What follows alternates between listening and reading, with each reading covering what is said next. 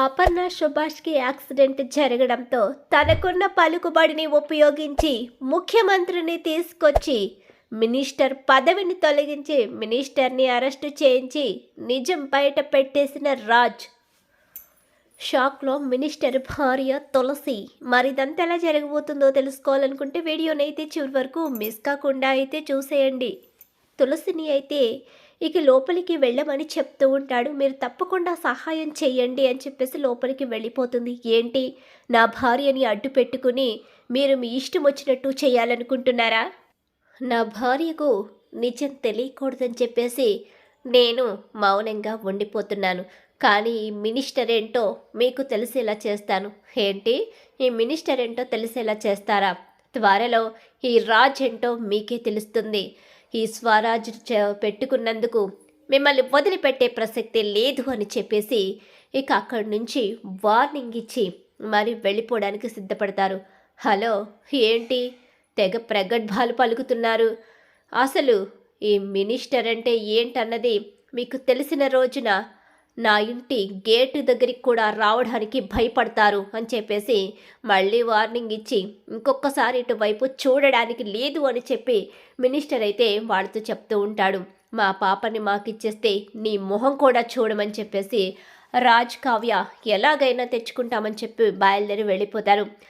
ఏంటిది, ఏంటి రుద్రాణి ఇలా జరుగుతుందేంటి? ఏంటండి మీరు భయపడుతున్నారేంటి? సార్, మీకు తెలీదు, బలవంతుడికి కూడా ఒక బలహీనత ఉంటుంది. వాడు బలవంతుడే కావచ్చు, కానీ వాడి బలహీనత వాడి కుటుంబం. వాడి కుటుంబానికి ఏదైనా జరిగితే వాడు వెనకడుగు వేస్తాడు. అప్పుడు మనం అనుకున్న పని జరుగుతుంది అని చెప్పి సలహా ఇస్తుంది. ఇక్కడ చూస్తే ఇక ఇంటికి వచ్చిన తర్వాత బారసాల గురించి మాట్లాడుతూ ఉంటారు. బారసాల ఏంటి, ఏమైంది? బారసాలే కదా అని చెప్పేసి అంటూ ఉంటుంది.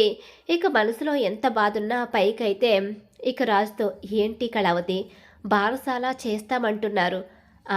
తప్పేముంది, సరే జరిపించండి అత్తయ్య, బారసాల మీకు నచ్చినట్టుగా జరిపించండి అని చెప్పేసి అంటూ ఉండగానే, నిజంగా నువ్వేనమ్మా ఒప్పుకుంది అని చెప్పి సుభాష్ అంటూ ఉండగానే, నా మనవరాలు ఖచ్చితంగా ఒప్పుకుంటుంది. ఇదిగో ఇది ఉంది కదా, నా మనవరాలు ఒప్పుకోదు అంటూ లేనిపోని అనుమానాలు పెట్టింది. ఏంటి బావా, నేను చెప్తూనే ఉన్నాను, వీళ్ళకి అర్థం కావడం లేదు. కావ్య మనస్ఫూర్తిగా ఒప్పుకోదు కదా. నీతో చెప్పానా మనస్ఫూర్తిగా ఒప్పుకోవడం లేదని? నా ఒడిలో ఉన్న పాప నా పాపే కాబట్టి ఇక తనకి బారసాలు చేయడంలో తప్పేముంది? పాపకి జరగాల్సిన ముచ్చట్లన్నీ జరగాలి కదా అని చెప్పేసి కావ్య అంటూ ఉంటుంది. ఈలోగా ఇక రాజ్ కూడా తప్పనిసరి పరిస్థితిలో అయితే ఒప్పుకుంటాడు. కానీ కళావతి, ఇప్పుడు ఇదంతా అవసరమేనండి. పాప గురించి ఆలోచించాలి కదా. అటు వాళ్ళు పట్టించుకోకపోయి ఇటు మనము పట్టించుకోకపోతే పాపం ఈ పసిది ఏమైపోతుంది? మన పాపకి అక్కడ వాళ్ళు అన్ని అంగరంగ వైభవంగా జరిపిస్తారు. ఎందుకంటే మన పాప మినిస్టర్ చేతిలో ఉంది. మరి ఈ పాప ఏం పాపం చేసుకుందని తనకి కూడా అన్ని ముచ్చట్లు జరగాలి కదా అని చెప్పి అంటూ ఉండగానే, అవును నువ్వు చెప్తుంది కూడా కరెక్టే అని చెప్పేసి అప్పుడు రాజు మనసు కుదుటపరుచుకుంటాడు. ఏంట్రా రాజు, ఏం జరుగుతుంది? ఏం జరుగుతుంది ఏంటి నానమ్మ? అన్నీ మీరు అనుకున్నట్టుగానే చేయండి, మేమేమీ అభ్యంతరం చెప్పడం లేదు. చాలా హ్యాపీగా ఉందిరా. ఇలా మన కావ్య ఒప్పుకుంటుందని నేను కూడా అనుకోలేదు. కావ్య ఒప్పుకుంది, ఇక పాప మన పాపే అని మనకు అర్థమైంది. కాబట్టి ఇక సంతోషంగా ఉండొచ్చు. అందరం కూడా హ్యాపీగా పాపని సంతోషంగా చూసుకుందామని చెప్పేసి ఇక అంటూ ఉండగానే ఈలోగా రేఖ అయితే, మీరందరూ సంబరపడుతున్నారు కానీ ఆ కావ్య మనస్ఫూర్తిగా ఒప్పుకొని ఉండదు. ఏంటి రేఖ, ప్రతి విషయంలో మీ అమ్మలాగే అడ్డుపడుతున్నావు. ఎందుకు ఇలా మాట్లాడుతున్నావు? నా కోడలు కావ్య ఒప్పుకుంది. నా కోడలు ఏం చేసినా సరే ఆలోచించి చేస్తుంది. ఆ విషయం మాకు తెలుసు. నా కోడలు ఒక మాట అంది అంటే ఖచ్చితంగా అందులో వాస్తవం ఉంటుంది. అవును, కావ్య చాలా తెలివైంది, చాలా మంచిది. ఏ మాట కూడా తప్పుగా మాట్లాడదు. ఆలోచించి ఆచితూచే ఆ మాటను బయట చెప్తుంది అని చెప్పేసి అంటూ ఉంటారు. ఇక అలా వాళ్ళు మెచ్చుకుంటూ ఉంటారు.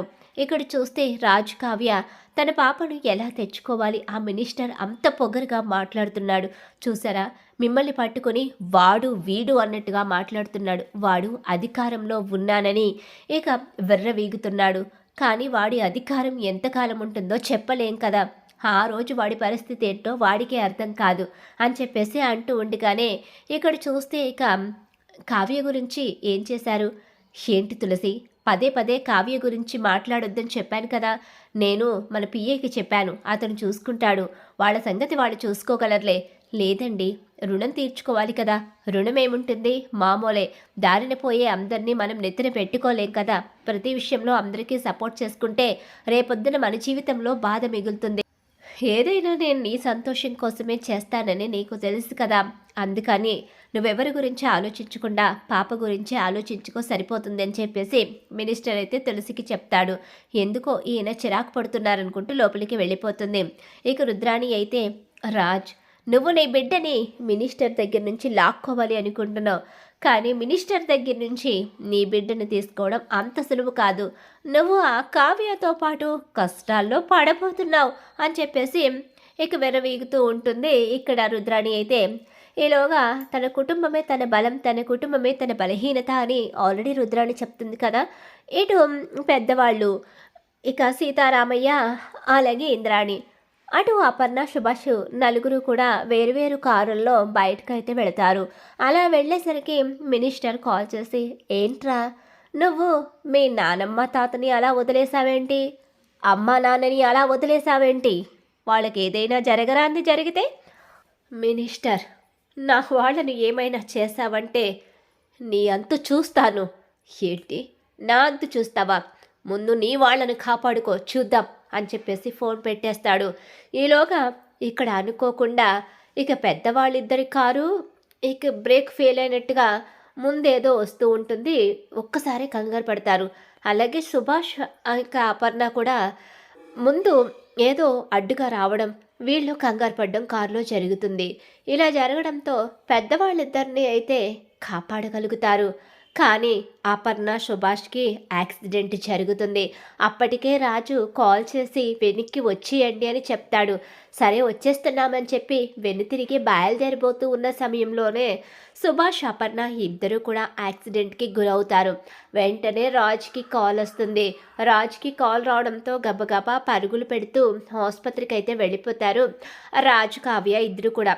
ఏం కాదు బాబాయ్, నువ్వు కంగారు పడకని చెప్పేసి ఆసుపత్రికి వెళ్ళేసరికి వాళ్ళకైతే ఎక్కువగా గాయాలైతే తగలవు, కానీ చిన్న యాక్సిడెంట్ అయితే జరుగుతుంది. ఏంట్రా హడావిడిగా ఫోన్ చేసావు, తీరా చూసేసరికి ఇలా అయ్యింది, అసలు ఏం జరిగింది అని చెప్పి అంటూ ఉండగా, మీరు బాగానే ఉన్నారు కదా? బాగానే ఉన్నాం, దేవుడి దయ వల్ల చిన్న గాయాలతో తగ్గిపోయింది సార్. నిజంగా మంచి సమయానికి వచ్చారు.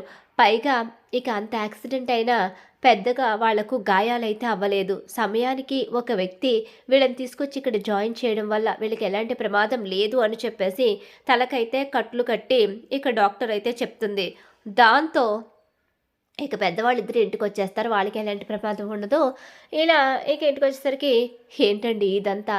మన పాపని ఇవ్వకపోగా మన వాళ్ళకి ఇలాంటి పరిస్థితి తీసుకొచ్చాడు.